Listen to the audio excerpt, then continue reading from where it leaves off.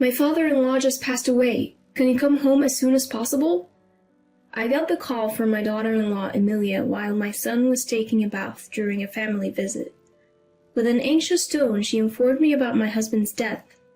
Confused and shocked, I yelled into the phone. Wait a minute.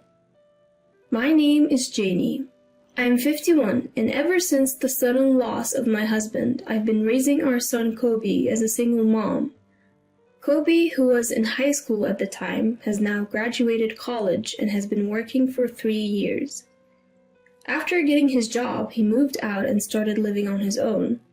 Now he's married, and he and his wife help each other to make a good life. His wife Emilia is on the quiet side and is, according to Kobe, good at household chores, a good wife. However, from the first time we met, she seemed distant, like she wanted to keep space between us. I mentioned it to Kobe, but he just laughed it off, saying it was all in my head, but I couldn't shake off the feeling. Emilia seems like she'd prefer to avoid our home. She only shows up for Thanksgiving and leaves without spending the night, which only confirms my suspicion. Kobe is my only son, and I had always hoped to get along with his wife. I've even asked Emilia directly if there was something bothering her. Being as gentle as possible, I asked if I had done anything to make her uncomfortable. She simply replied, "No, nothing at all." I eventually gave up on getting close to Emilia, thinking it's just the way younger people feel nowadays. They don't want to mingle with their in-laws, even if they live separately. What's more, I sensed a similar distance with Emilia's own parents when we met for the first time at the wedding. I mentioned to them that my husband had passed away years ago, and it seemed to create even more of a gap. Even though Kobe had told them from the beginning that I was a single mom, maybe seeing it firsthand created some negative impression of me. So, I've decided not to intrude on Kobe's marriage and quietly observed the wedding. Since then, the gap hasn't closed between me, Emilia, and her family. Even though my son and his wife live relatively close, our family dynamics have become distant. Today, Kobe brought over some wedding photos, but of course, Emilia was nowhere to be seen. I feel grateful when I see Kobe, noticing my disappointment, offered to stay over tonight even though he's alone. Makes me proud to see how kind-hearted he's become. Looking at the picture of Emilia, I find myself smiling, thinking how pretty she looks when she's laughing next to Kobe. It's tough to suppress the loneliness when my own daughter-in-law avoids me for reasons I can't understand, even though we're still getting along. After carefully storing the photo and having dinner, I idly flipped through a TV variety show. I'm waiting for Kobe to finish his shower when a familiar melody rings out. It's coming from Kobe's phone left on the table. It's the default ringtone. Curiously, I glance at the phone. It's a call from Emilia.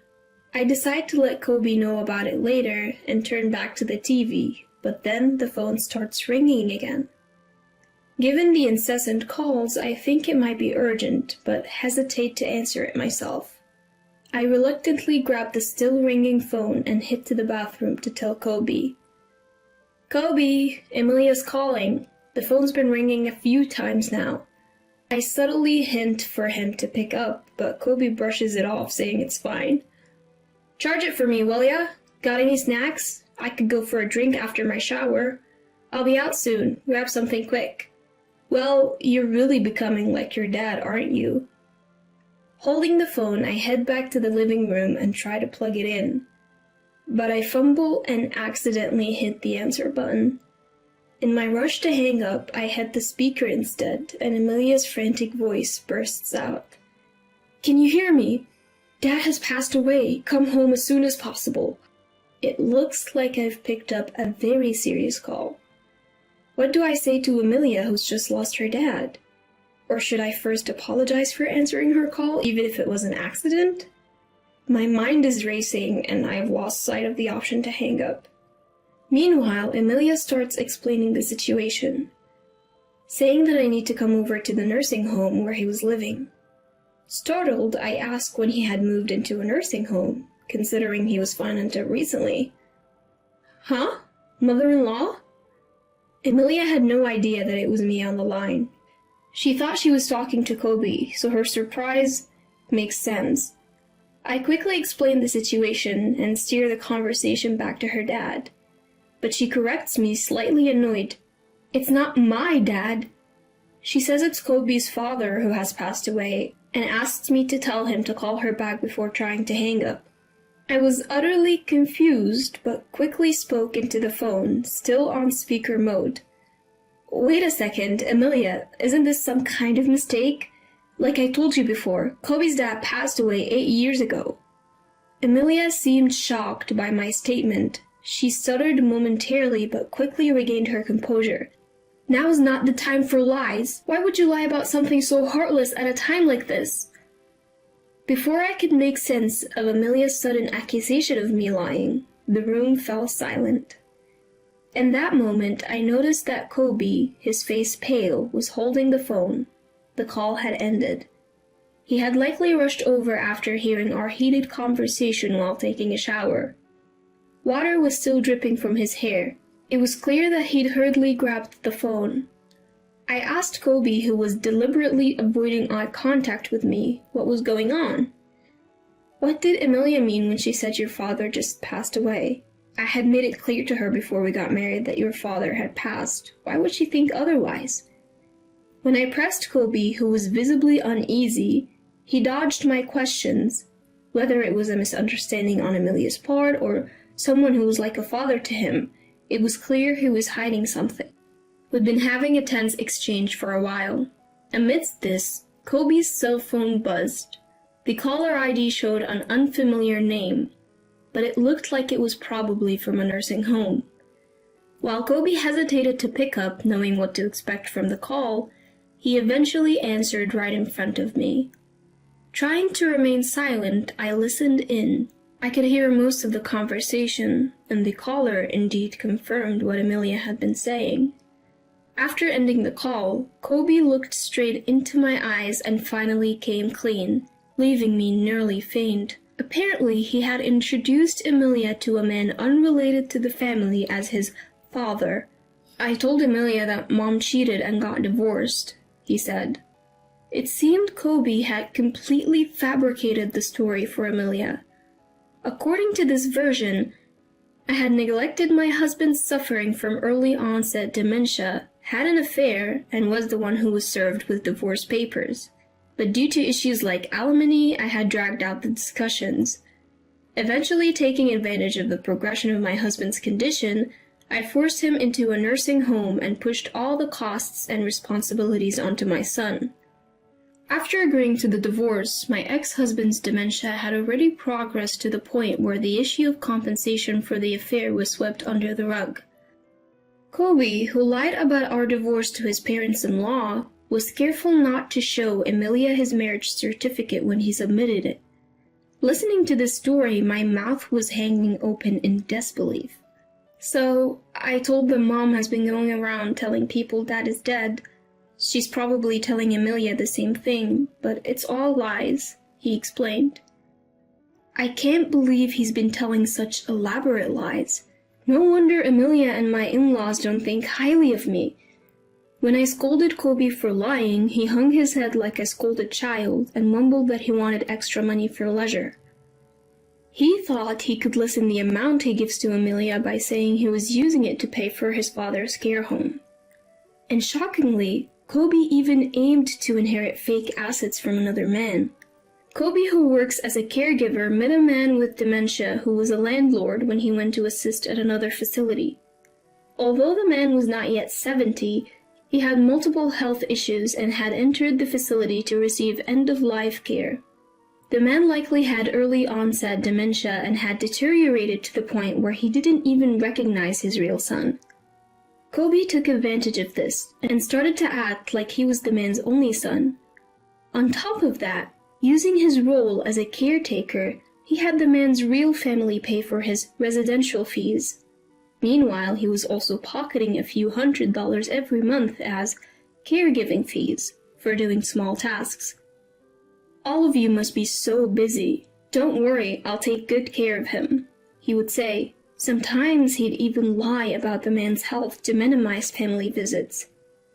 Whenever he found the time, he would sit beside the man, even going so far as to have him write a will, leaving all his inheritance to Kobe.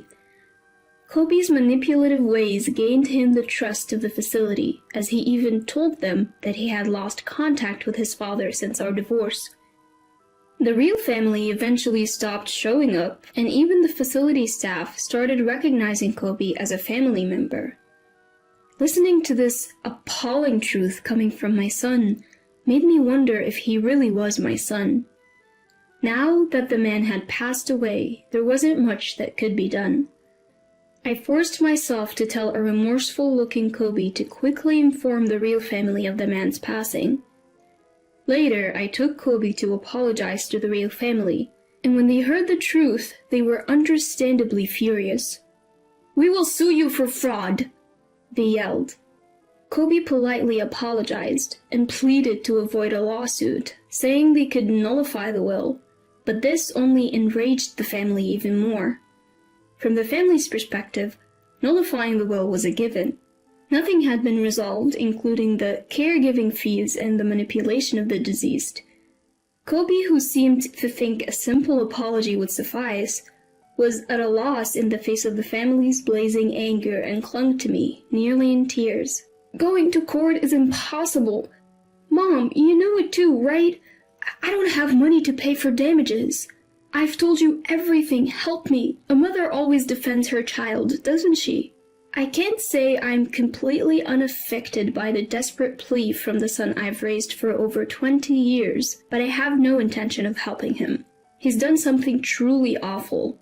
I believe he needs to face the full wrath of the family and offer a sincere apology from the bottom of his heart.